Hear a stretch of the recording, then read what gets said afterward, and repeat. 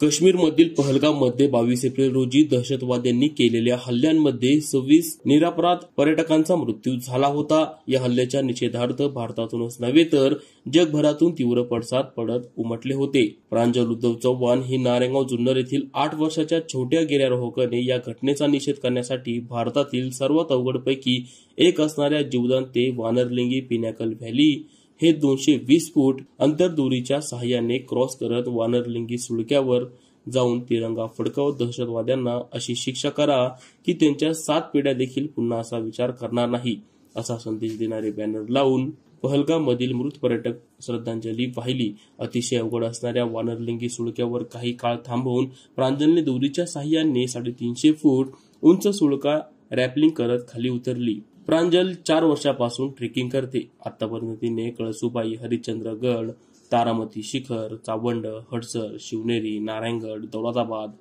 पंडाळगड या गड किल्ल्यांवर ट्रेकिंगच्या सहाय्याने सर केले आहे।